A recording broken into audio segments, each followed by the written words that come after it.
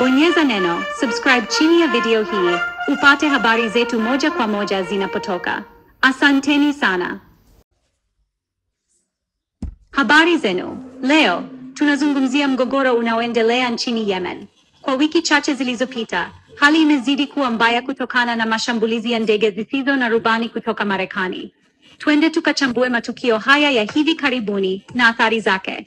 Tarehe 7 Aprili 2020, jeshi la Marekani lilifanya mashambulizi makubwa katika bandari ya Ras Isa nchini Yemen. Bandari hii ni muhimu sana kwani inashughulikia 70% ya uingizaji wa bidhaa na 18% ya misaada ya kibinadamu nchini humo. Mashambulizi haya yalisababisha vifo vya watu wasiopungua 80 na kujeruhi wengine sitini. Kulingana na CENTCOM, lengo la mashambulizi haya lilikuwa kuvuruga mapato ya mafuta ya Houthi. Baada ya mashambulizi haya, waasi wa Houthi walijibu kwa kurusha kombora kuelekea Israel, ambalo lilizimwa. Msemaji wa Houthi Yahya Sari aliapa kuendelea na mashambulizi zaidi. Afisa mwingine wa Houthi, Mohammed Nasser Al-Latifi, alishutumu Marekani na kusema kuwa mashambulizi haya hayatazima msaada wa Yemen kwa Gaza. Hii si mara ya kwanza kwa Marekani kufanya mashambulizi nchini Yemen mwaka huu. Tarehe 6 Aprili 2020, mashambulizi mengine yalifanyika katika mkoa wa Saada na kusababisha vifo vya watu wasiopungua 2 na kujeruhi 9.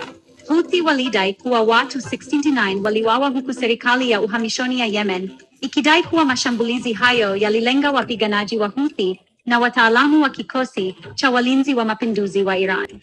Kwa nini Marekani imeongeza mashambulizi yake?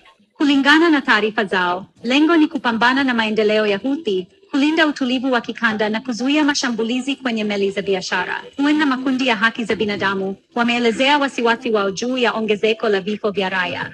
Kama unavyojua, mgogoro huu umeongeza dhiki kubwa kwa watu wa Yemen.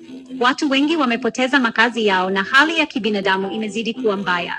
Inasikitisha kuona jinsi vita hivi vinavyoendelea kuathiri maisha ya watu wasio na hatia.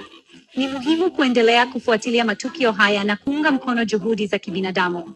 Ikiwa unaweza, tafadhali saidia mashirika yanayotoa misaada kwa watu wa Yemen. Asante kwa kutazama na usisahau kujiunga na chaneli hii kwa taarifa zaidi.